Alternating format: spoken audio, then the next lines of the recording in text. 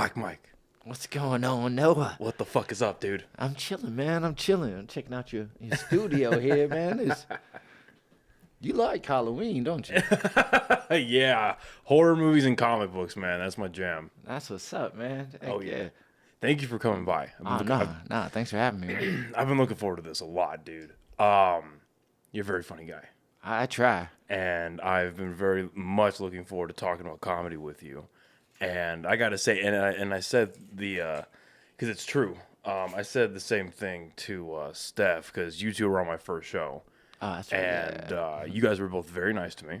Oh yeah, I'm humble about this shit. And it was just awesome, because you guys are legit some of the best in the city. I appreciate you that. You are man. among yes, the that's best. Funny. In the city. Yes, that's funny, man. So it was awesome, like the hospitality, the warmth, the love was all like there. What did you expect? Like, did you expect something different? No, I didn't expect hostility. I just arrogance or something. No, I didn't know what to expect, to be honest. Yeah, nah. You got good two people there, because I'm real humble about it, man. You know, I certainly didn't expect anything negative. I didn't know what to expect. I was so fucking scared. I didn't see anything past being on stage. You killed it, though, man. For your first time, man. That was fucking impressive. Thank you very much.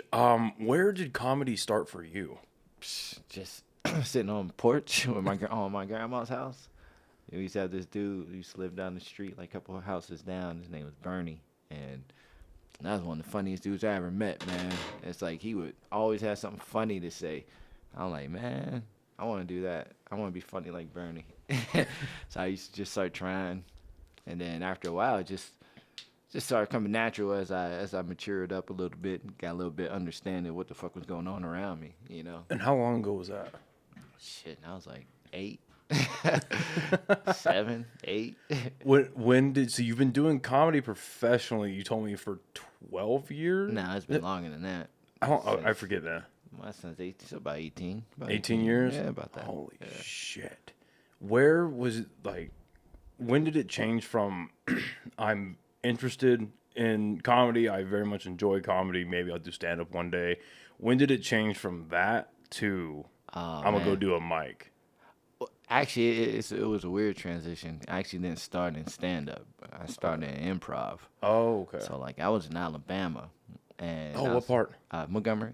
That's funny, because I'm visiting Alabama on Friday. You going to... I'm going down to Huntsville. Gunther? What's up, man? So, Gunther? Around, because I have family... excuse me. I have family that lives near Huntsville. They live in Madison. Okay. And then I'm going to go visit them for the weekend and go to the homecoming game for... That's what's up. Crimson My uncle lives Tide. up in Huntsville. Yeah, I haven't been there in... It's been way since the pandemic. Man, get some food, man.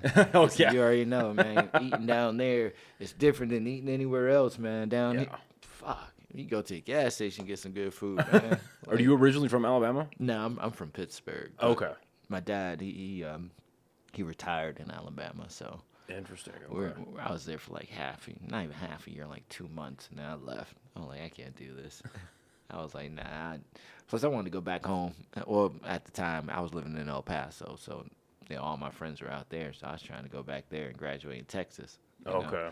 But I was in Alabama, and this was a while ago. And my buddy that worked there, we used to always fuck with him. Me and this other dude, right?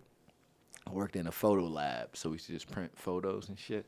So like, this dude had like this crazy fucking rocker hair, and we had this tape dispenser. Right, and we used to just put like tape just all over his hair, just like, I love it. And this was a time where that Kylie Mogul song was out, so we would wait until that song came out, and then put it on his hair. So it was like, what was it? Can't get you out of my hair. He's like, what? What the fuck, man?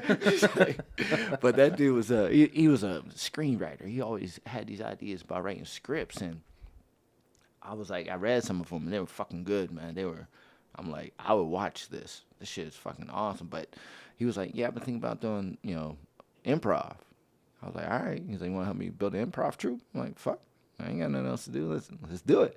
So we got together, got some people together. We used to go to Alabama A&M and go practice. Oh, shit. And then we did our first shows at, like, these real country hick bars, man, Confederate flags hanging.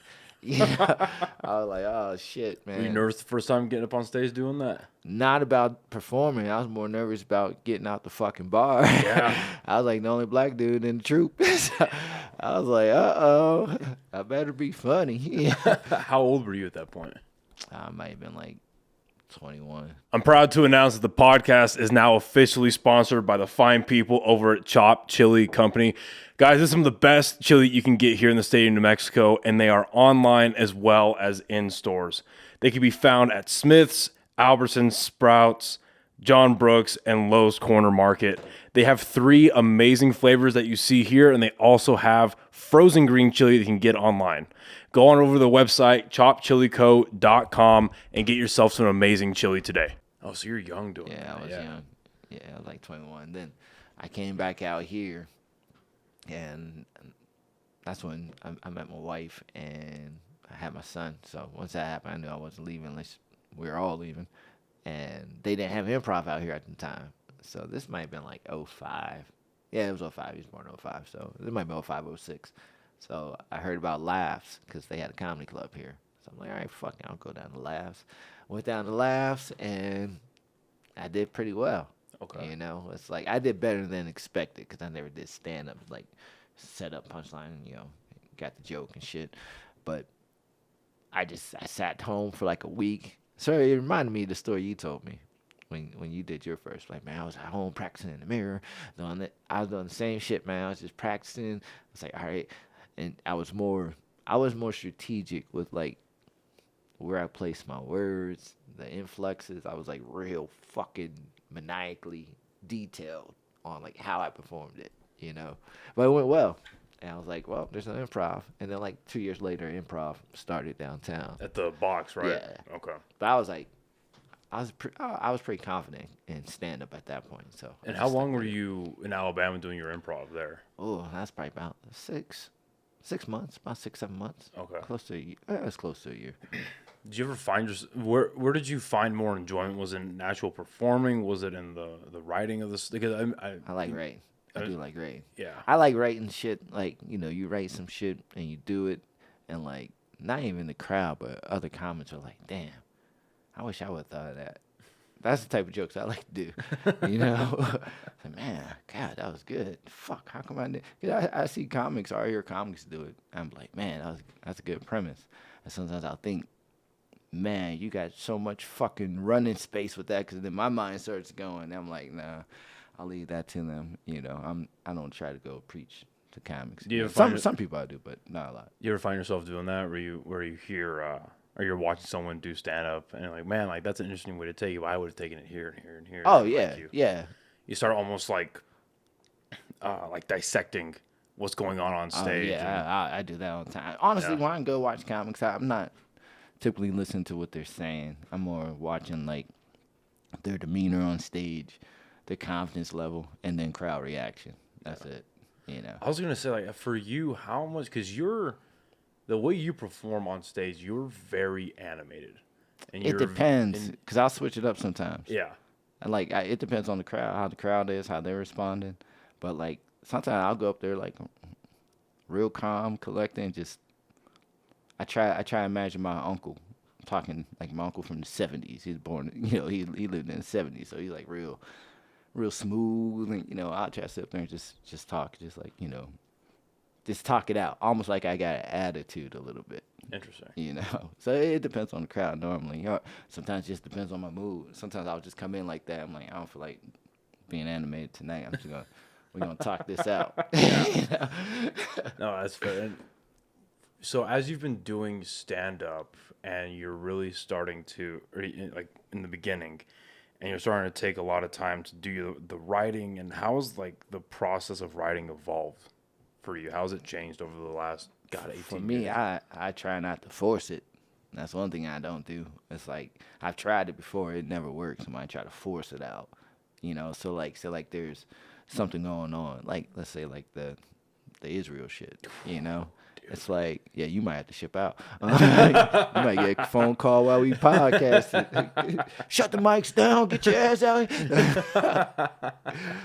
No, for me, it's just like Yeah, if I try to force it, man, I can't find the funny usually. So normally it just comes to me. Like I had some new stuff that, like I gotta go to a writing session on Sunday, and the shit just popped in my head. Sometimes it's just an add-on to an older joke too. So I gotta add on to like one of my future jokes I'm gonna try on Sunday, and then I just started thinking about like I was sitting down, me and my wife got into it, and I started thinking about some of the stuff I was telling you down at the bar.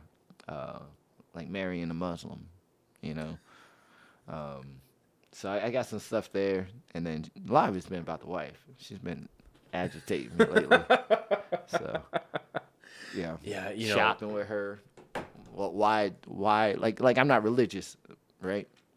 So I thought about like people who aren't religious, and then all of a sudden they're like, you know what? I'm gonna try this God thing out. You know, they can pick any religion they want. Yeah. Why not pick Mormonism?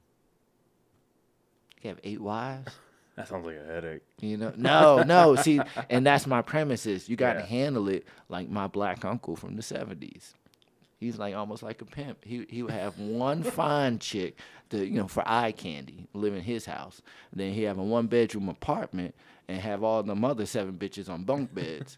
And then bunk beds. He would have specific purposes for these bitches. He would have a fat chick to cook, right? He have a meth head to clean. You know what I mean? He would strategize that shit. That's so stupid. I love it. That's why the Mormons didn't want black people in the church. They were like, they're going to change the game up here. We're going to have fat bitches, meth heads. That's funny. They were done. A meth head to clean. That's funny. You got to have a specific chick for everything. You might have like, a Cholita, work on your car,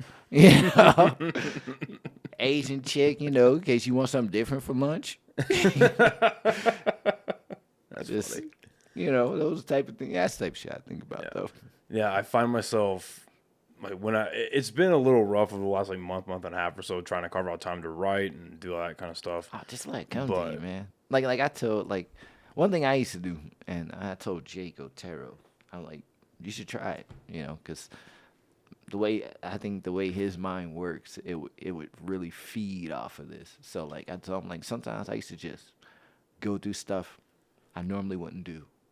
Like, go to an art museum or take a seminar class about woodworking or just outside my element. Because normally when I'm outside my element, I start seeing things I've never seen or I don't understand. That's when the wheels start turning. It's sort of like when you're in class and the teacher's explaining something, and then all of a sudden you got something funny to say. You're like, you're fucking around with the teacher, you're fucking around with the lesson and shit.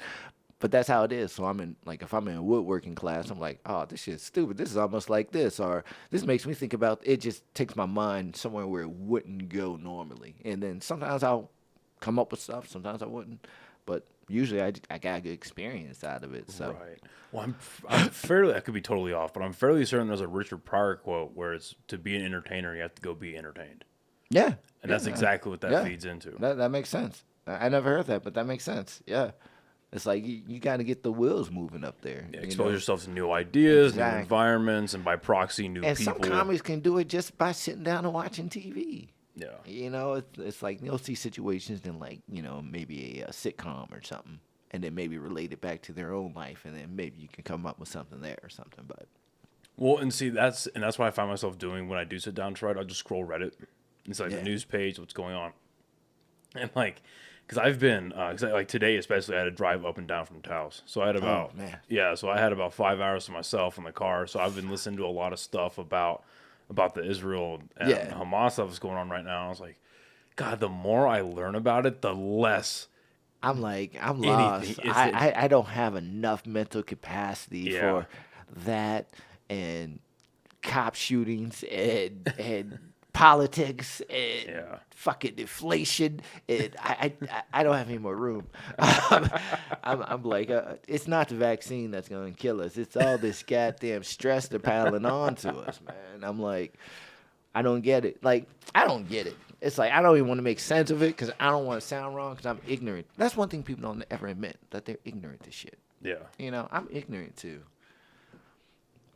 Israel and Jerusalem. I don't even know what Hamas is. That shit sounds like a special hummus. So give me some of that Hamas. Yeah, put this on my cracker. Yeah. So Hamas, they're a terrorist organization. But that's also all you did. They're a terrorist organization, but they in 2008, I believe. Where do they represent? Like where's their home base? Yeah. So Palestine. Jerusalem. Okay. So they were elected into government by the Palestinian people back in 2008. Very much like not in the same like did they do it despite Israel? Like we're gonna put these motherfuckers in charge because fuck y'all. Well, yeah, because that's been that does remind me of something though. It reminds me of why someone like Trump could get elected. Like, oh, y'all want to put a black man in there for 8 years? Watch this. Watch this. Well, that's just American politics in general. It's like they all suck. The flip-flop, the extreme of the right, extreme of the left. Yeah, no. They all They're suck. two sides of the same shitty coin. Well, what they don't, like, I forgot who I was telling this to. This was even a joke. I forgot. Oh, yeah, I was playing poker with my wife's boss over at his big-ass fucking mansion. But we were talking about it, and just like the extremes on both sides and everything. I'm like, you know what? It don't matter, like, because there's an older dude there. And I asked him. This might have been a dry heat. I was like, dude, how old are you? I'm not trying to make fun of you or anything, but I think he said it was like 66 or something like that. So I'm like, all right, if we do the math right, you probably lived through roughly 10 presidents. 10, 11, He's like, yeah. I'm like, name the point in time with all these presidents that your life either got worse, got better, or pretty much stayed the same. Yeah. He started thinking about it. He's like, it's pretty much the same, because I started listing them off, He's like, not much changed for me. Nah, can't say anything changed. Nah, nothing changed. I'm like, nothing, exactly, because they don't work for you. They don't work for me.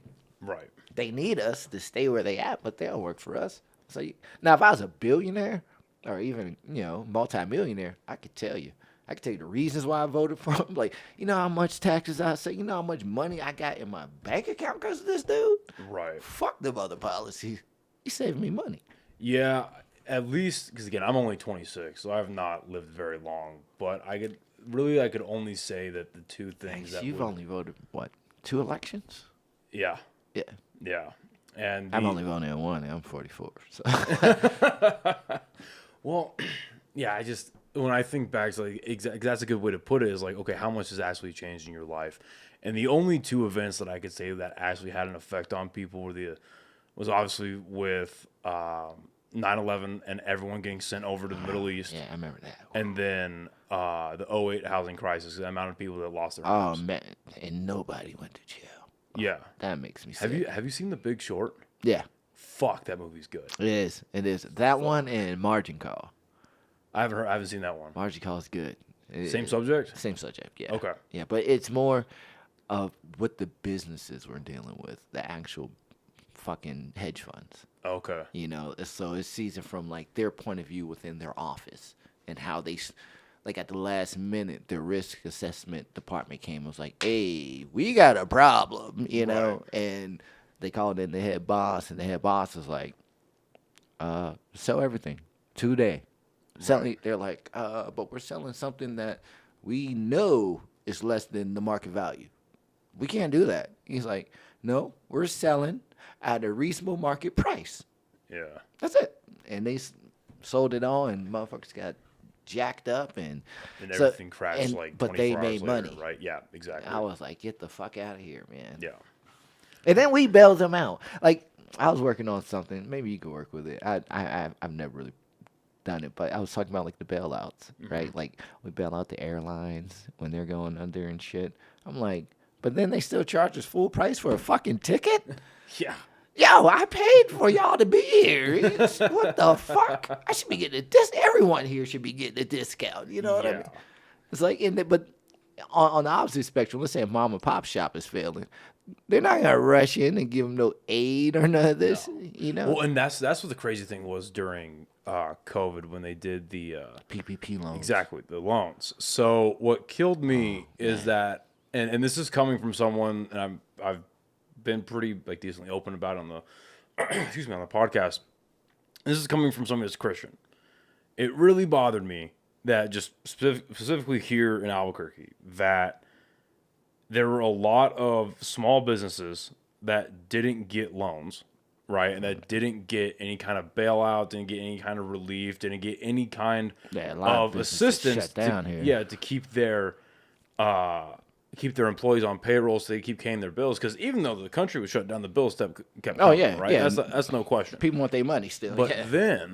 But then places like Sagebrush and Calvary, these mega churches. Oh, yeah, I heard that. I think like Sagebrush got $2 million. It's like, y'all don't need it. They don't. Well, and then even if it wasn't a pandemic, and again, this is coming from someone that is Christian, I really believe that and this is any organization, and I understand fully and completely why churches should not be taxed. Like I get it. But if you're not paying taxes, like if you're not paying into the country, You shouldn't take out that pot. exactly, the country should not be paying into you. Like that's like being a teenager and everyone pitched in for the pizza and you still get and you didn't and you still get 3 slices. And I don't get how they would even classify that as a business. You know? Right. I don't get it. And like even the politicians who are getting PPP loans and getting forgiven, I'm like, wait, you got a PPP loan? You motherfucker. Right. And then you got forgiven, and then you want to talk shit to the regular people? Talk about writing your own check, right? Yeah, y'all, you people just want handouts and excuse me? Yeah. Do you hear what's going? Yeah. The fucking gall. Well, I mean that's the irony behind the saying, pull yourself up from your bootstraps. Oh yeah. Yeah. You physically cannot lift your foot No. by pulling on your boot. That's the whole fucking thing. But people will take that and be like, that should be your life's mantra. You know what? To a certain extent, it's right, and to a very large extent, it's wrong. To a certain extent, yeah, you're supposed to work hard. But in another extent, working hard should also provide opportunities.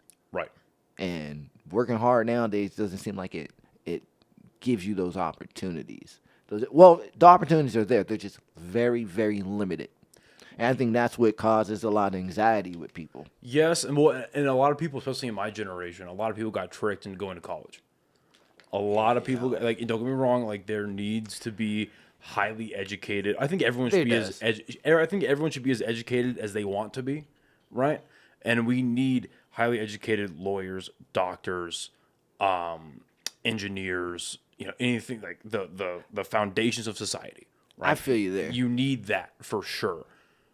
But poor Stacy, who signed up for a $80,000 student loan to go to University of Insert State to get a gender studies degree, because she was simultaneously told you need to go to college, but you also need to follow your dreams. Yeah, right. And the dreams of 75% of 18-year-olds are pretty fucking stupid. I know mines were fucking out there. You know. So these poor kids that go in and get these loans, go in there granted, I went to college. I only got my. Let me ask you this: was your expectation like, oh, once I get this degree, this loan is paid off? No, when I was going to college, because I went and got my associates, then I left the junior college I was at, and I went to UNM for a bit, and I failed fucking 4 times. But originally, and thankfully I don't have any student loans, or I never took any out, anything like that. Yeah, so, but my thought process on it was, because I remember during the Obama administration, I don't know if it's still in place, but I think it was during his second term, they set it up to where it was like, okay, if you go and you take out student loans and you graduate your 4-year degree within 5 years, if you do that, you have 6 months to find a job and then start making your payments. And if for some reason, I can't remember if it was 8 or 10 years, if in 8 or 10 years you've been making your minimum payments, you haven't missed, you haven't defaulted, anything like that, if you still haven't paid your shit off by the time 8 to 10 years has gone by, it's completely forgiven. I fuck with that. Yeah. That's cool. That's showing you responsible. You trying to pay it back. You're Exactly. putting something back. And like my thing is with college and like college and just assistance to people. Like I one, we charge way too much for college. Two, like the idea of college is like, go get your degree and get a good job. And usually that's right. But for the most part, like when I went to school, like I went to school late. I went to school in my 30s. So I had a different mindset than I would have had at 18. And like this is why I noticed with the young kids in school. They only retained a knowledge long enough to pass the test. And that's it. That was their priority, was passing the test. They didn't care about retaining knowledge, actually learning what they're fucking going to school for. Why do you think that is? It's just the mentality of school, even in high school. You only went there to pass the test. It's like if I sit up here and ask someone, matter of fact, me and my buddy was talking about it. If I sit up here and ask someone about the triangle trade, they're fucking clueless. I'm like, you don't know about the triangle trade? What the fuck is that, a rap group? No. No. What the fuck, that's a slave trade. What the fuck? Yeah. It's just, they probably know it, but they only retain it enough to pass that test, And then, like, when I was going to school in my 30s, it was more like, I'm going to school to get this knowledge, so I can take this knowledge outside this fucking building and make some money. What were you going to school for? I was going to school for, what's the way they call it? They changed it now. It was basically graphic design, but it's called something, fucking digital media. Okay. That's what it was, yeah. Like digital media production. Yeah, so it's like, I took some photography classes, Photoshop, After Effects, all that. Took a film class and some other shit. How crazy is it that there are now college classes you should or have to take to learn how to use like Photoshop and all this Adobe bullshit you're already paying $30 a month to have? Well, they give you a student discount. It's Yeah, like $10 but I mean, a month, otherwise. but it only lasts for like 6 months. Yeah. But like this is the thing I learned too is like if I want to work for myself, I'm not going to college for a degree. I'm not. If I plan on starting my own business and working for myself, I'm not getting a degree. It makes no sense. It's a waste of money. Why do you say that? Because I don't need all those other things. I just need certain classes to make myself successful in this building, in my business. So I'll take an entrepreneur class. I'll take a business class. I'm not taking psychology. I'm not taking this. I'm not taking all. Yeah. I'm taking everything that's specific to my business. That's it. Because that's all I need. I really just need the knowledge. I don't need the degree to run my own business. I see. just need Okay, the I knowledge. see what you're saying. You know what I mean? I see what you're saying. Right. So I'm going to pick it. I actually wrote a paper about it. The fucking professor loved it. They're like, I really don't want you to present this to the class because I don't want to give the other kids ideas. I'm like, it's smart. Well, and that's one of the scams of college, in my opinion, is you don't get to the bigger classes without taking prereqs. Exactly. Exactly. That's how they keep you on the. I hook. tested out my prereqs though. Yeah. Okay. Yeah, I just tested it out. I was like, Well, fuck not that. and not a lot of colleges offer that. You know That's what I true. mean? It's a requirement to take Yeah. those So that's prereqs. how they keep you on the hook.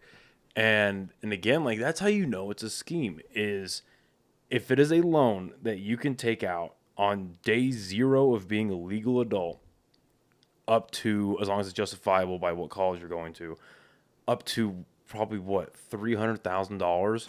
You yeah, can take out I've that seen kind of it. loan as an 18-year-old. And even if you file for bankruptcy, you can't get rid of it. Yeah, it's coming back. But if you're a 25-year-old that wants to start their own business, you want to get a car loan, you want to get a personal loan. Like I've been trying to get a personal loan. I can't get one. And I have amazing credit, good credit Really? history, but because I'm too young and my credit is not diverse enough, I can't get approved for a loan. But if I were to go in there and say, "Hey, I need 80 Gs." What's Yeah, I need I can help 80 you there. Gs for a fucking student loan. Oh, they would. Oh yeah, right away. Here you go. They're like, hold up, we got the money in the safe. Hold up. Yep. Mm-hmm. Here And you they've go. got, I mean, there are people now that are paying out Social Security money to get rid of their student debt, That's crazy. which is insane. Wait, and this is what I don't get, man. It's like I hate people who get mad about paying taxes or forgiving student loans and stuff. But those are the same people who be like, I love America. I'm like, if you really did, if you break it down, that helps America. Yes. Because you want productive citizens. Then we don't have to sit here and complain about junkies and crime and all that because we supported these people to be productive people in life. We pay taxes so we can have productive system, good roads and good schools. And, Hey, Albuquerque, you hear that? I pay taxes for good roads. I'm like, roads, schools, fucking, just different programs for people. It's like all that does is add and increase the possibility of an everyday citizen being a good citizen and not becoming a problem within the system. You know what I mean? Right. Because they have an opportunity, they have education. Yeah, I don't mind paying taxes. I just, if taxes was for something else, I would get mad. The main thing I get mad about is taxes going to the DOD. Because I'm like, yo, y'all can't pass a fucking audit. What do you mean you can't tell me where the $1 trillion is? 7. What the fuck? Yeah. How do you let me lose $5 of y'all money and watch what happens? Yeah. That fucking irks me. But like I don't mind paying taxes if it's gonna go to making other citizens productive. I don't see it as they're not gonna live off my dime and blah. You know what? They're still gonna live in your country. Yeah. You're still gonna have to deal with them some way. I'd rather them be productive than unproductive. You know what I mean? Why do you think that's become such a common mentality of I'm only here for me. I'm a very self. That's the message. That's honestly, I'm gonna tell you the problem there. But first, I want to say that most of those people claim to be Christians, which I don't get. I'm like, yo, how? I'm not religious, but I know enough about Christianity to know you're not supposed to do that. You're just not. I agree. That's when those are the moments that I'm hoping like the whole God and heaven thing is real. So when they get up there, they're like, hey, remember when you saw that person and you could have helped them? You was like, get our job, bum. Yeah, we're not going to open up the gates. Yeah. Well, there's an escalator that goes down over there. Well, there's I forget, I'm not the guy that quotes scripture that can tell you what book and what chapter and what verse. I'm not the guy. But, I feel like modern, in general, a lot of modern Christians have, especially in the West, have lost the meaning of actual consequences for what they believe in. That is true. Right? And so, because at the end of the day, and this was hammered into me as a kid, is that even as a kid and I grew up to not really as I grew up as a middle schooler into my teenage years and stuff like that, I never really sunk in, I guess. So I really started becoming an adult, and I was thinking for myself a little bit. Yeah, I know what you mean. But there's the major consequence right before you go to hell is, according to the Christian faith, is that you end up getting to heaven, but God says, I never knew you. and for me, in the way I say that to friends that I have, or on the podcast, if you aren't the religious type, or if that's not really part of your life, it's well, I think, and obviously this is not true for atheists because they don't believe in a God at all. Yeah. But I think generally most people acknowledge a higher power, for sure, an energy in the universe, there's something out there, an overarching thing that's keeping this rock spinning. There is right? something out there. So that did all this. Whatever that being is to anybody, the idea of that being turning its back on you probably isn't a good thing. Exactly. I'm gonna assume it's probably not a good thing. So I bring it's this, actually a humbling statement too. Yeah, because I say that because with what you just said, a lot of people don't, basically they don't practice what they preach. Yeah, and my opinion on that, the reason why that is because they are taking they're cherry picking. Oh, right? yes. They're cherry picking the best of their religion, and they're not acknowledging that hey, you're supposed to abide in the Bible, it effectively, it absolves you of being perfect. It acknowledges you will never be perfect. But you can't take advantage of that. But you can't take advantage of it, but then it's also you to put yourself at a higher level than other people strictly based on what you believe in goes exactly I'll against. give you evidence. Yeah. There's probably millions and millions of churches in this country, and the fact that they're tax free and a lot of them have money, money, money, and what they stand for, there should be no homeless people in this fucking country. In theory, right? Yeah, there should be none. As much money as the church, all the church. I don't care what religion, whether it's Southern Baptist, Christian, Catholic, all that money, there should be no homeless people. And see, that's why I would love to sit down with, because I grew up in both Calvary and Sagebrush.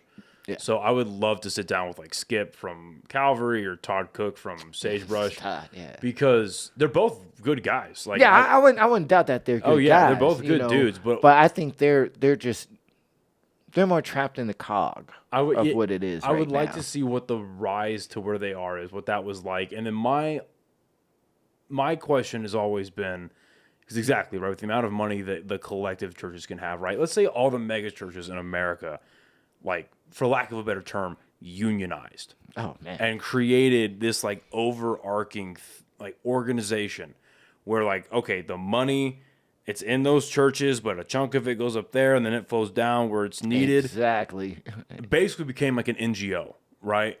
What would that do for this country in theory? It depends who's running it, who's appropriating that money. Right. Exactly. Yeah. And then it would because again, in my point of view, is okay, well, if you, and this is what I never agreed with when it came to, obviously you have the extremes, like the Westboro Baptist freaks, Oh, yeah. right? You have those weirdos. Or Southern Baptist, sometimes, because it doesn't matter what kind of church you go to, you see it all. They're hoarders of money, whether it's the black churches down south. I'll tell you a story about my brother. And this really made me look at the church kind of what the. So my brother was in juvenile hall, right? And he was getting out. Now, we have different dads and moms. He has the same mom as my brother, right? So his dad was locked up, and my pops adopted him, right? So when he got out of juvie, he didn't have anything. He didn't have any clothes or anything, And the church took him shopping. Helped him out, got him in a place to stay until, we went down to Alabama to go pick him up. I was like, they just did that for you? And then I'm walking out the church, and I'm looking down the street. I'm seeing, homeless people and people doing bad. I'm like, they need help, too.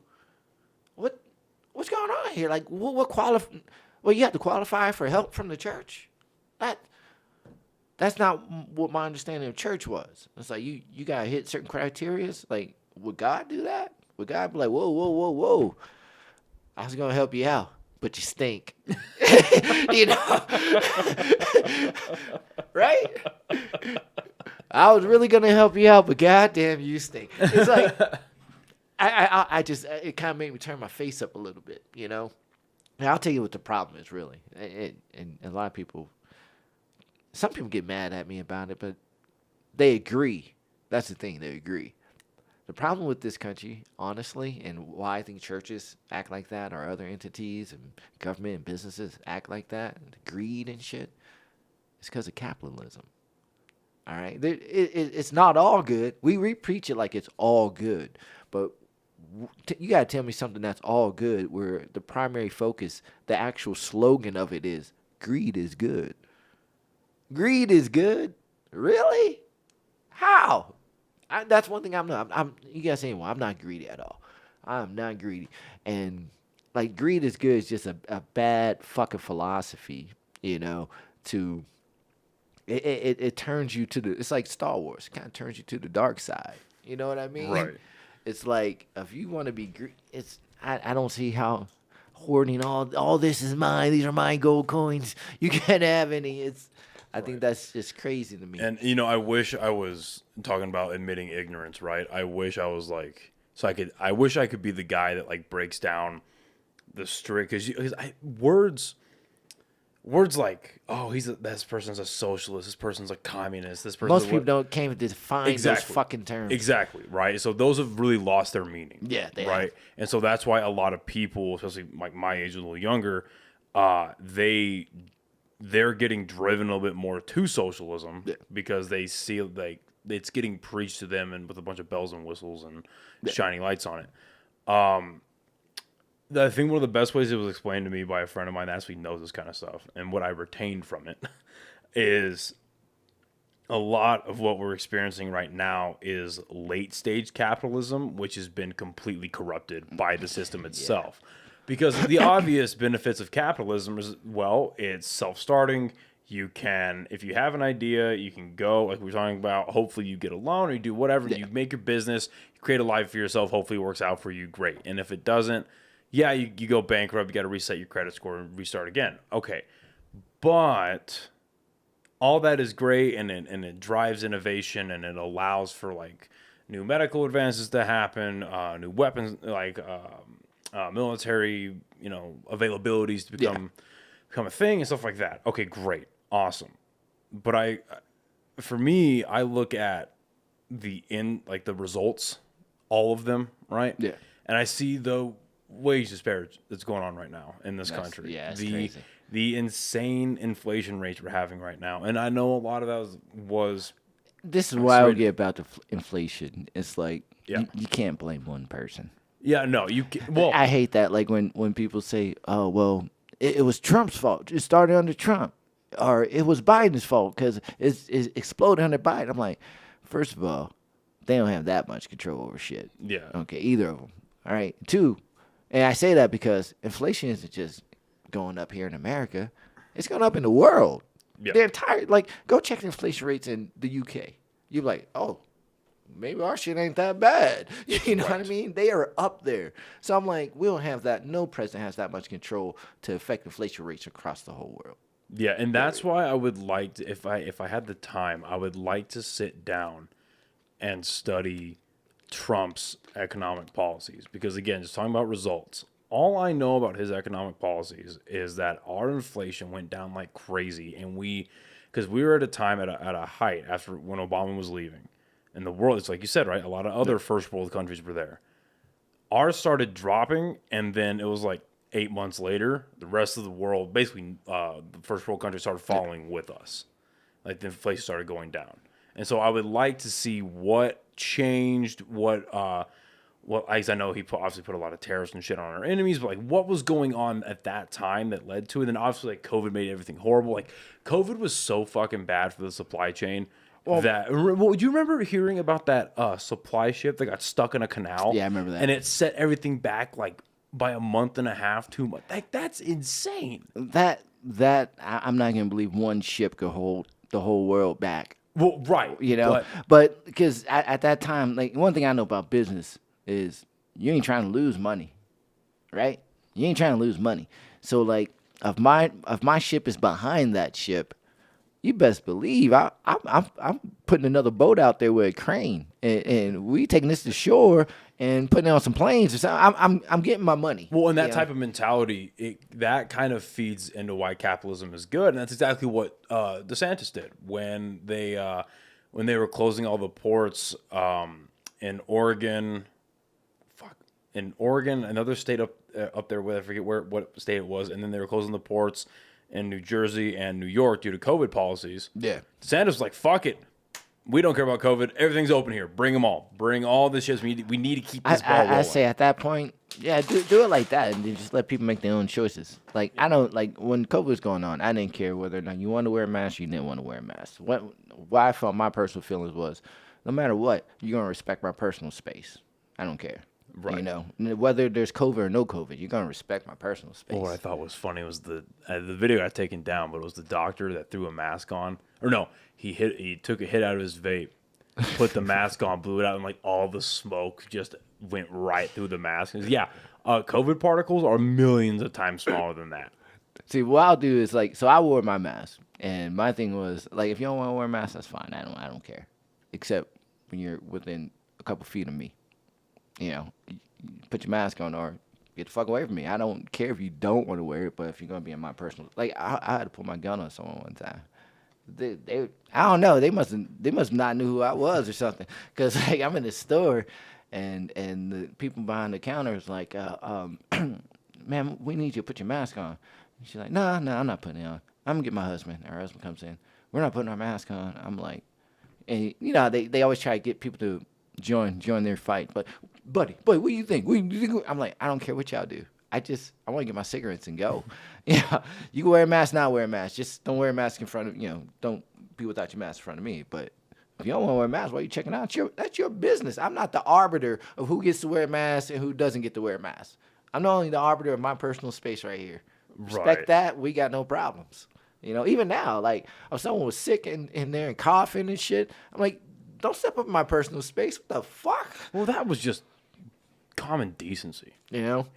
Honestly, that's all it was. But at the end of the day, I don't care if you want to wear it, wear it. If you don't want to wear it, don't wear it. But if one side's right and one side's wrong, or vice versa, and your family dies, don't cry about it. Don't cry about it either. I'm just saying, don't fucking cry about it. Don't sit there, goddamn sure wear a mask, or wear a mask and be like, we still got sick. Don't cry about it. Yeah. You made your choice. That's your bed. You made it up, fucking lay in it. You know what I mean? So people lack personal responsibility these days. That's one of the biggest problems. And then like the other problem with capitalism is this. This is what I don't get. I learned this when I was a young man working. I forgot where we were working. I might have been working at T-Mobile actually. All right. So we used to always have these big meetings, and they used to talk about the yearly reports and everything, right? So one year, talking about, T-Mobile, we're through the roof. We made a profit of $67 million, blah, blah, blah, blah, blah, blah, blah. Next year, same time, we have that same meeting, and it's a different fucking vibe. Like, you would think it was like doomsday. Like, shit's about to explode. Like, oh, we got our annual report, and we only made $66 million this year. We're going to have to make some I'm like, what? Wait. We made 67 last year. We made 66 this year? That's a fucking total failure? Really? How? Yeah. How much is enough? And it's illogical to think that every year your business is going to make more money. Name one business in the world that's done that.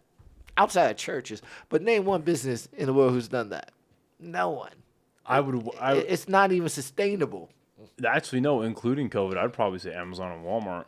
Yeah, and one day they're gonna fall too. Yeah, they're not gonna make. They're not gonna make exponential profits every year. I think Amazon's here to stay. They'll be around, but every year they're not gonna make more money. There's gonna be a year where they make less money, and they're gonna see it as a total failure and lay off 100,000 people. Yeah, well, and I can't say for certain that this is the answer, but if I were a betting man, I would put my guess on that the people running that company have shareholders above them they need to answer for. And these guys, again, they are so in the weeds. Sometimes that could be the problem, they're so in the weeds of where they live and what they do, right, and what their lives are now, which is being the shareholder of not just T-Mobile, but probably other wireless companies and other retailers or whatever it is, right? So when they see a $1 million loss, the normal people like us, they're like, dude, it's $1 million. It's 66 out of 67. That's still like a 90-something%, dude. You're doing okay. Yeah. But to them, it's we set expectations. You didn't meet them. We don't care how much of a loss it is. You didn't meet them. We want to see consequences now. And now, unfortunately, the consequences come in the form of the lower guys getting hit. That's where I would put my chips if I had to guess. I believe that. I just don't see how they can see that as a loss. Because even... we don't think the same way. That's why, right? We don't think the same way as they do. They see any loss as like the end of the world because they're in... It reminds me of a Bill Burr joke. It's like, how big does your fucking yacht need to be? Yeah, exactly. Oh, exactly. It's ridiculous. And like the whole, like even back to inflation, like inflation is kind of bullshit too because what causes inflation is the influx of money printing. Right. That's one of the main things other than price gouging. That'll do it too. And I don't get like we were talking about 2008, the housing crisis, right? We printed out a lot of money to save those fucking hedge funds, right? And those banks. We printed out a lot of money. Inflation didn't jump like that. We printed out more money then than we did for COVID. Right. I mean, like 3-4 times more. Well, the issue now is the conflict in Ukraine. And if we decide to start doing some things with Israel right now, it's going to get even worse. It's the rate in which we're printing. That's going to happen. You know what I mean? And because when all that started going down with Ukraine and the inflation was going crazy and they were talking about, are we going to end up defaulting on our debt and shit like that? I was like, okay, I don't even know how our debt works, because what I've been told this whole time is that we have this crazy national debt, and that these other countries own it, and China owns our debt, and da-da-da-da-da-da. Impossible. When it's not it's not the case. And what blew my mind is that over 75% of our debt is owned by us. Yeah. We own our own debt. Well, think about how much we spend on defense and. Well, no. It's so like the way it was broken down to me was that by this like it's like infographical thing that I saw on YouTube, was basically that the American economy is basically propped up on bonds, and those high-end people we're talking, like those crazy multimillionaires, multi-billionaires, government officials, all that shit, they buy American bonds at a certain price. So when that money goes in, the American government takes that money, spends it elsewhere, and then we sell our bonds like to other countries. In other countries, I would just say for sake of simplicity, like NATO countries, right? Yeah. They all have credit ratings. And America right now is a AAA rating. Oh no, our credit rating dropped. And it did we drop to a Oh AA? yeah, we dropped.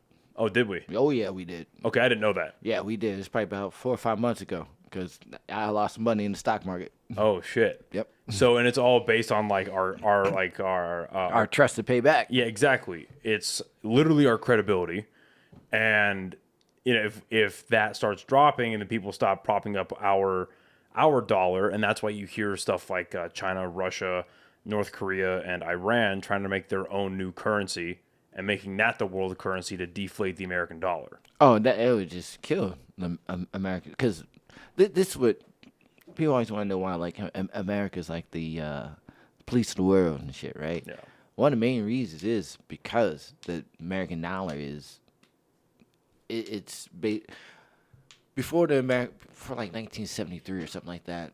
You know, money was based off gold. Right. The gold We're standard. still on the gold standard, Yeah. right?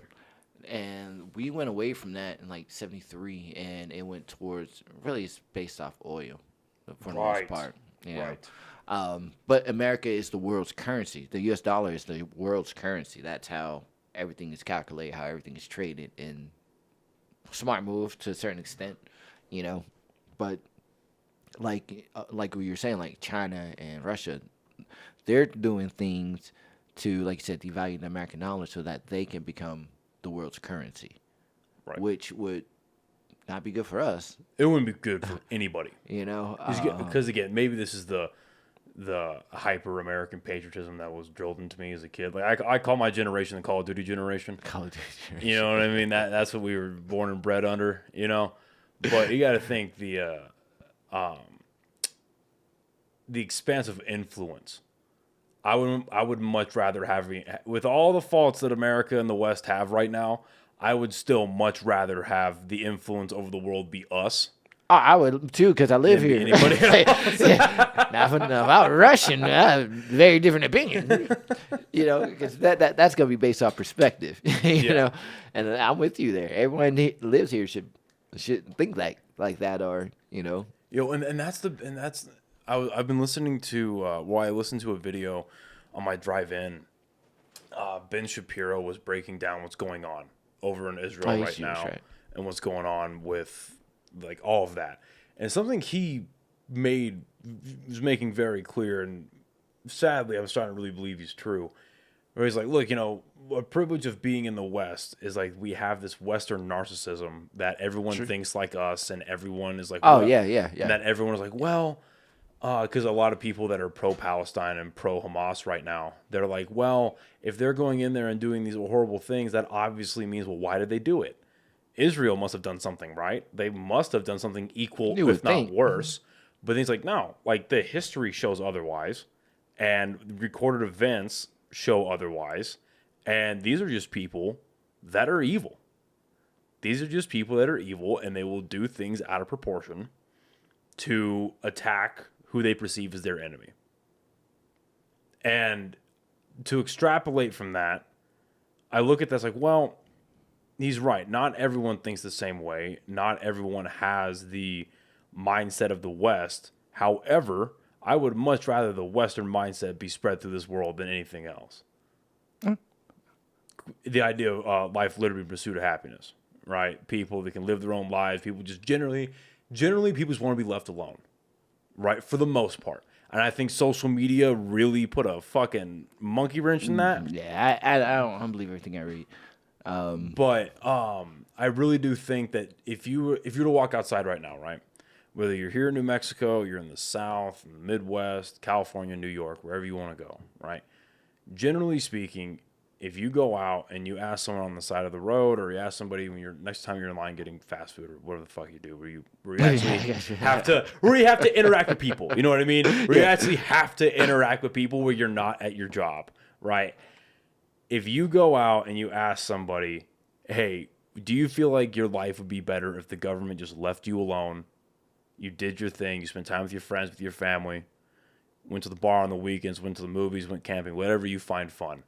Would your life be better that way? And you felt that you could just leave the government to do their own thing, make sure this ship is still sailing, that we don't crash into anything, but we just get left alone. I think most people would say yes. I think most people would say yes until a hurricane or a tornado hits their town. Right. Then they're begging for the government to come right. in. You know what I mean? Well, that's so you can't have it both ways. Well, that's what government is there for. But like, I don't get that idea of government being in your life. I've lived 44 years on this planet. They outside of my voluntary commitment to the military, government doesn't really affect me. I don't really give a fuck what they do, other than having a talking point or coming up with some jokes or something. Yeah, but like I said, like it doesn't affect me at all. Like, and that's a privilege of being in America right now, though, right? Is that the government, all that they do affect our lives directly, they haven't done so in an extremely oppressive way as other countries have. You know what I mean? I disagree with that. I've lived this different experience. So, like, the times the government does step into my life, like for example, like, I never thought I'd be like really racist here in Albuquerque, but it is. You know, I can't name you how many times I've been pulled over for absolutely nothing, and the cops arguing with me, and I'm like I got pulled over for window tint, right? I'm like, what the fuck are you seeing? Because those windows aren't tinted. Right. And they're sitting there, they're tinted, I'm writing you a ticket. I'm like, and she goes back to her car, and I'm talking to her partner. I'm like, dude, you really see what's going on? Or are these windows tinted? He's like, I can't, she's my superior. I can't say anything, dude. I was like, well, can I take my phone out and take some pictures? He's like, yeah, go ahead. So I started taking pictures of the car. Yeah. You know? And she's like, you can't don't give me your phone. I'm like, you're not getting my phone. Are you out your mind? Yeah. Like, nah, man, write my ticket, man. I'll see you in court. You know? So we go down to court, and she shows up, and she's talking all this shit. Wait, you're telling me an APD officer showed up to court? Yeah, she came. Damn. Oh, but I fucking flipped it on her. Good. Right? So I was like, hey, Judge, I got pictures of the car, of the day she pulled me over. The day. It's time-stamped, everything. He's like, go on, let me see that. You know, they take it up to the judge, and he's looking at this. He looks at her.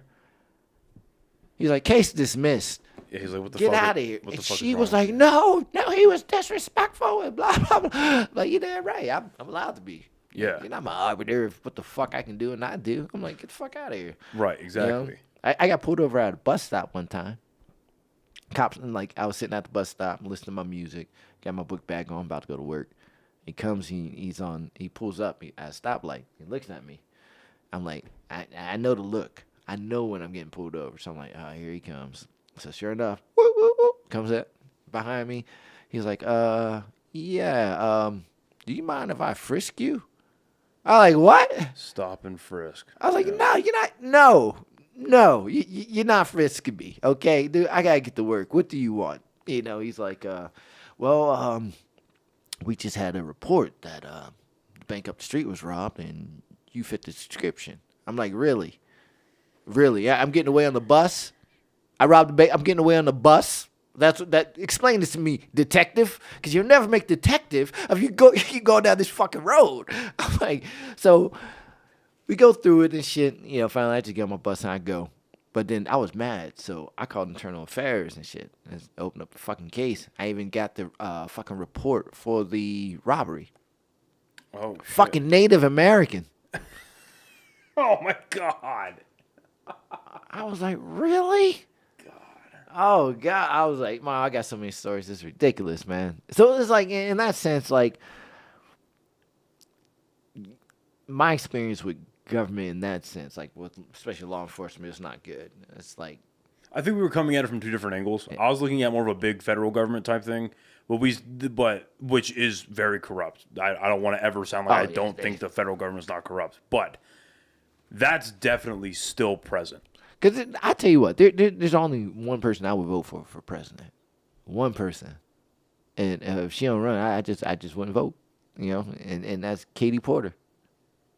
Look her up. I don't think I know her. Man, look her up, because I'm like, yo, that's someone who fucking fights for fucking people. Is she a politician or is she? She's a state representative for California. Okay. But man, the way she puts like the pharmaceutical company, Katie Porter, man, she puts people on fucking blast. Like the shit that we like normal people every day talk about when it comes to like pharmaceutical companies and shit like that, and that's her. Yeah.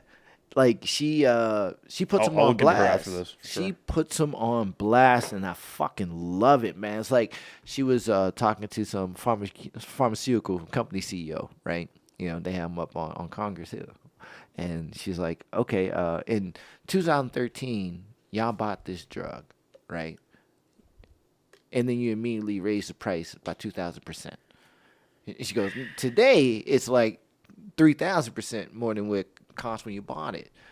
So my question to you is, what improvements have you done to the drug to justify a price hike, and does it take less or more pills for the patients now, you know? And like what have you done? Because you said you put this much amount, you put like $12 million into R&D, research and development, to improve the fucking drug. So can you tell me what's different from this pill right here that you produced today from the one you bought in 2014? He's like, nothing. Right. Nothing. Yeah. What? She's like, I'm waiting for you to justify this reason. And, you know, like, and then she started pulling out more charts. She's like, well, I'm also seeing here, during all this profit that you guys made, you took 70% of that profit and you bought fucking stock. Really? Really? Like, you didn't put any money to make the drug better at all. At all. But you got the nerve to tell dying people, we need more money from y'all. Get the fuck out of here. Just before you punch your ticket, we need as much money as we can. It's crazy. It's fucking ridiculous. And like she'll do that with a lot of motherfucking people. And you be looking like, how can these people wake up and look themselves in the fucking mirror? Yeah. Get the fuck out of here. Yeah, the cognitive dissonance is insane. And I really do think that I think it's a human problem. I think everyone has but greed is good. Right. That's why I get back to greed is good though. Right. I think everyone has a price point. Excuse me. Goodness. I think everyone has a price point. And I think when they get to a certain point, we're like, well, I don't like okay, so I'll scale this down actually. So I think most people, they care about social issues until they are no longer affecting them. I think that there's one thing that this country has shown itself over the last 20 years. It's that. You know what I mean? Right? It's the people. That's why a lot of people that virtue signal are young. They don't have the money to get away from... They don't have the experience either in life, really. Right, but they don't have the money to get away from social problems they think affect them. Right? But once they're like, oh, well, I live in a spot, like the homeless issue here in Albuquerque specifically, right? Well, you know... I don't live in a spot where homeless is a bad thing, so I don't really care that much. It'll get fixed. The government's there. It'll get fixed. Right? Yeah. Blind ignorance. Exactly. And then you scale that up. I think these people that specifically I think there are good people that try their best and they get into government or they get into the pharmaceutical industry or they get into the medical industry to do good, But but they get corrupted. they get corrupted, or there are people that go in there solely to make money. That's true. I do believe that. You Or, know- or some people go in there to do a good thing, and they're like, wait a second. It's too easy to just get away with shit up here. Exactly. And they get past that threshold where it's like, if I was doing anything this maniacal when I was making 35 to 50 G's, I'd get arrested. But now that I'm clocking in at a net worth of 2.5 million, I'm gonna get a slap on the wrist and I gotta donate to this guy's campaign. Oh well. I hate Well. that. I hate that. You know what I mean? I hate that with a passion. Oh man. And then like I hate politicians. I don't care left or right. We're talking about the two tiers of the justice system. I'm like, none of you guys, none of you, R's or D's or I's, ever fucking have to pay consequences or take responsibilities of shit y'all did. None of you. None of you. Yep. I don't care which one you are. R, D, I, you're fuck you if you're one of those people. No, You know? exactly. And I wish it wasn't that way.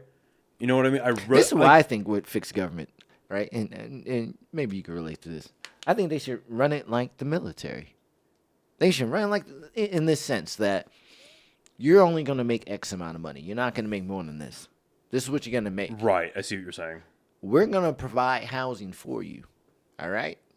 This is what, and you're going to go, because this is the thing. Once people realize, hey, I'm not going to get rich being a senator, you will actually get people who want to do the job in those positions. Well, Who's not doing it for the money. The money's good enough for them to support their family, but they're not doing it for the money to help big business or little business or whoever's business. You know what I mean? So I think that's the right track, but I think there has to be more regulation on where they can get their money from outside of the... I don't understand why politicians even have to fucking come up with campaign money to campaign. Personally, I think a politician, and I don't know how you'd scale this because I'm not a mathematician, I'm not a finance guy, but what always made sense to me is, so whether you're a state senator, representative, you're a governor, or you're the president of the United States, your income, your salary is adjustable, A, and it needs to be based on the GDP you represent. You see what I'm saying? I do, but I don't. In this sense that we give presidents too much credit for the economy. Right. Way too. Actually, we shouldn't give any president any fucking credit outside foreign policy that can affect the economy. But outside of that, no president's going down to Walmart saying, y'all need to do this and this and this. All right? Or going down to Apple and say, hey, I'm telling you to sell your phones for this much. No one's going to tell anyone that. You know what I mean? It's like no president has the power to do that, to tell another company how to run their business and how to because that's when you completely stray away from the capitalism Exactly. model. Exactly. Right. So I'm like, let's say Amazon and FANG, they're called FANG, the four major fucking companies that really prop up the stock market. So it's like Facebook, fucking Amazon, Google, and somebody else. Netflix. No, it's not Netflix. No, it can't be Netflix. It's someone else. But okay. Basically, like, they're doing good. The economy's pretty much doing good. So, but I'm like, no president has to say so on what these companies can or cannot do with their fucking shit as long as it's under the legal terms. So, like, let's say 1 year those four do great. Like, why should we give whoever's sitting in the White House the credit, no matter who it is? That's fair. You know what I mean? It just doesn't make sense to me. That like they're not. It's not like Joe Biden or President Trump is sitting down on the corner like, hey, we need more jobs at Walmart. I hate when they say, I've created 150. No, you didn't. Right. No, you didn't. You didn't do anything. Create those companies created those jobs because they had openings. You didn't call Walmart I think we get 50,000 jobs this month. No, you didn't do that. Walmart just happened to get 50,000 people to work from that. Why do you get credit? Right. You didn't do anything. And I think there's something to be said for, let's say, governors that have to actually go and negotiate companies coming into the state. That's different. Right. Yeah. I think those are the ones you can get credit for that. That say like, yeah, we create I spoke with last summer. I spoke with Jay Block. I guess summer of 2022.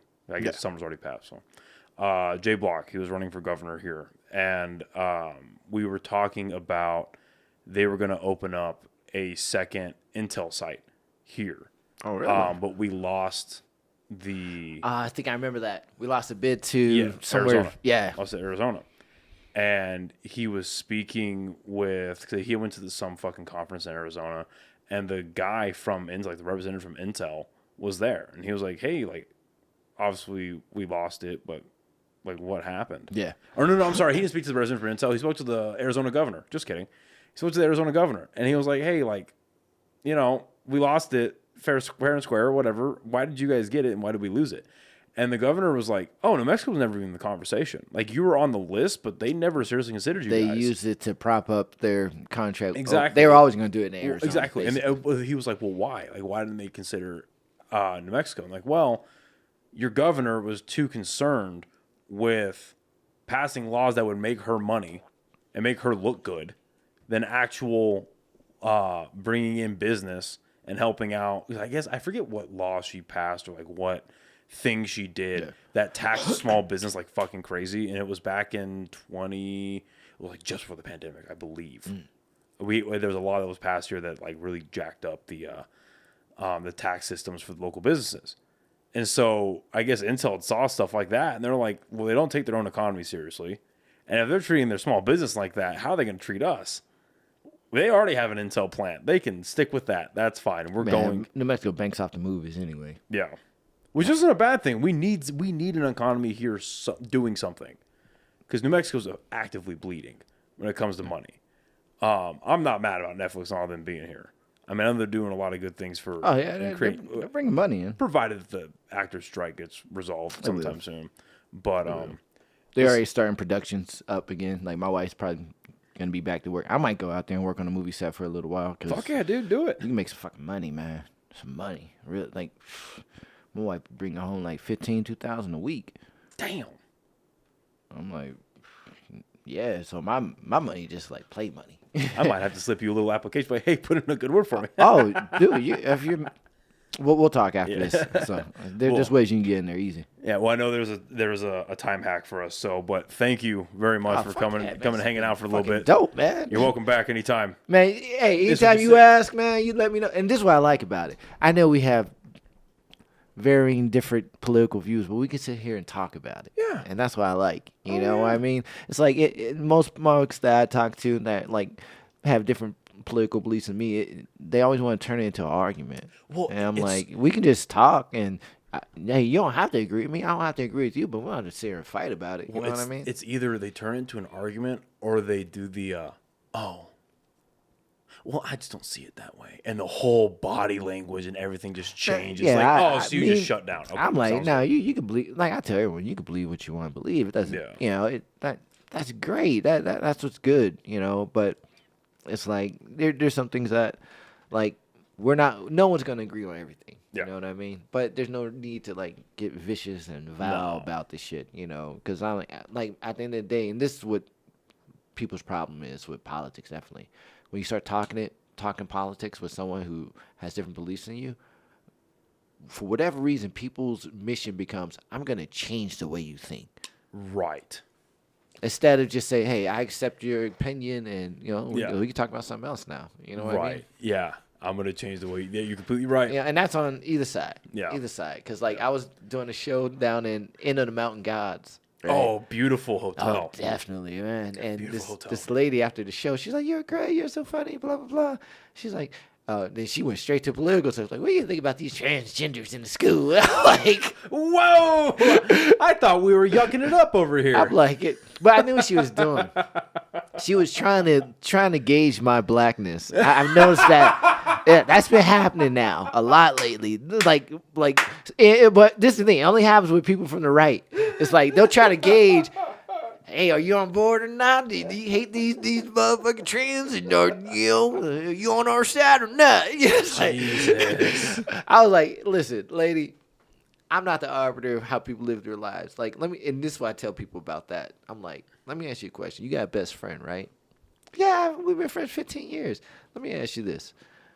Do you care or do you even ask what she does in her bedroom when she shuts the door? Are you like, are you in there with another girl? Or are you in there, like, do you care? Or like, if that's a problem, that's a problem. Now, let's say she's in there with her husband. Are you asking the same questions? Like, how's your husband fucking you? Is he fucking you good? Huh? Is he hitting them from the back? Because I agree with that. But people don't do that. They only concern the stuff what bothers them, which really never enters their life unless they let it. Yeah. Because I don't know what transgenders do when they shut the door. I don't care. I don't know what my best friend does with his wife when he shuts. I don't care. That's his business. Right. So why should I care about these people I don't even know? Who cares if they're fucking swapping swords? That's their business. I don't care. Right. I don't care. No, I agree with you on that 100%. You know, it's like, you know, this is what I care about when it comes to that. All right? Don't bring it where I don't expect it. You know what I mean? Yeah. Like my shows. I don't want to see for real. Like that shit coming into Star Wars, you know, or Marvel, you know, because it was never there. You know what I mean? You just can't throw it in there. Right. You know, now if Star Wars started out like that, I'm like, okay, that makes sense. Yeah. You know, but don't just throw it in there just because. No, you know, yeah. I don't have a problem with them. You know, like I said, live your life how you want to live your life. I don't care. Yeah. You know? No, I get what you're saying. I agree. And even with the schools, like, trust me, they did not teach Black history out here. So, like, if someone wants to indoctrinate my son in school, you know what happens when he gets home? That shit gets washed the fuck away because I'm responsible for this kid. I'm like, oh, what did they teach you in school today? Oh, don't worry about that. Don't worry about that. Don't worry about that. And we're gonna X that off. Right. I'm gonna be in charge of what you fucking exactly. That's your job as a parent. But yeah, fuck yeah. yeah. Dude, thank you so much. Man, keep hitting the fucking stages and mics, man. It's yes, like, sir. You got something there, man. Thank you, buddy. Thank you very much. Where can people find all your social media? Instagram, Facebook, all that stuff? Follow me on X, Black Mike 31. I got a couple celebs who follow me and retweet. Yeah. So cool. All right, buddy. We'll see you next time. Fuck yeah, dude. See you, everybody. Bye.